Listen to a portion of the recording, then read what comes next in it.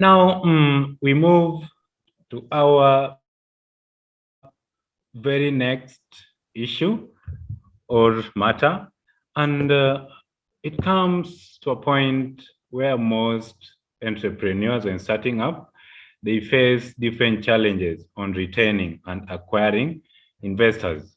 Now, how can one really acquire and retain an investor as a startup? Thank you. Back to you, Tonee. Investors. Yes. So investors are like customers. I actually consider them to be the same thing. I think investors and customers are the same.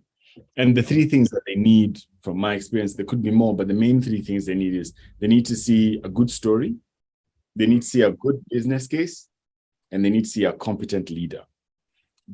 It doesn't matter what else you have. If those three things are not in place, you're not going to get the attention of either an investor or a customer. So if you have a good story, what are you trying to solve for? What's the problem that you're trying to solve for? If you can show that, that's great. They will be like, okay, so we understand the problem, we understand the solution, and we understand what you believe is your way of putting this solution in as many hands as possible and growing the business. That's cool. All right, so let's go to the leader. What kind of person are you? Are you the kind of person who gets stressed out and then blows a fuse? Are you the kind of person who gets stressed out and sulks? Are you the kind of person who is not willing to get up and get into a fight? Are you the kind of person who's going to struggle working by yourself when things aren't working out? Or are you the kind of person who, when you get a big bag of money to build your business, you're going to buy a house and a car? What kind of person are you?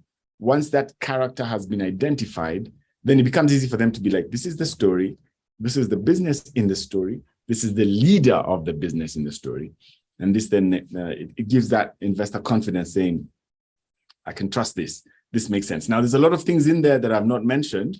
Company structure, legal entity, financial books, if you have any, team, aspiration, mission, vision, goals, organizational plan, long-term plans. There's a lot of other things I've not mentioned. But for them to just get through the door, those are the three things they will ask you. What's your story? And usually that's shown in a website or an advertisement, animation, whatever your story, even a one-pager, a business plan, anything. What's the story? So what's the problem you're trying to solve?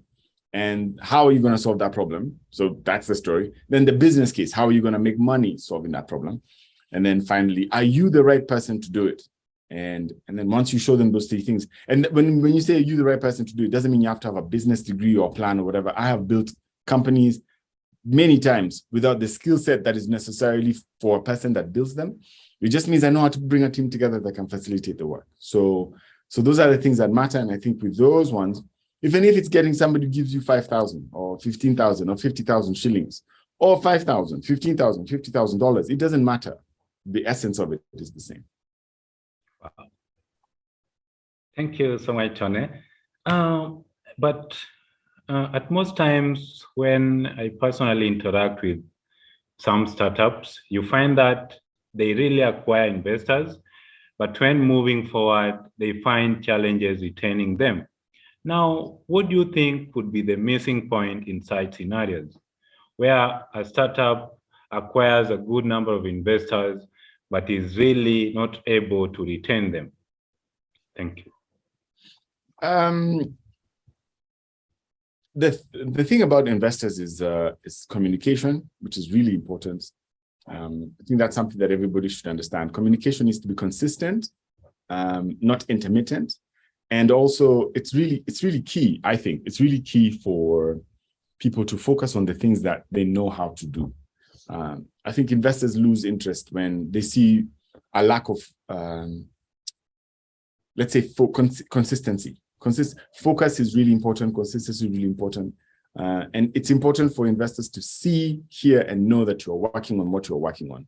So I'm a big fan of trying to make sure that things are consistently, messaged, things are written down, meetings had, listed out. It's important to be able to get these things out there. But the most important thing when it comes to investors is, progress. I'm not even saying financial return. Excuse me, not financial return, progress. Even if it's small, even if it's not huge, it just needs to be consistent. And the more consistent progress is, the better the chance of you getting partners.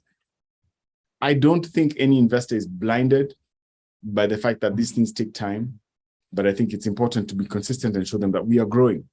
We've not stopped. We're going to get there. And as long as this is happening, then there's a big win opportunity there for everyone. So we'll be moving to our next issue, and that would be about the problems.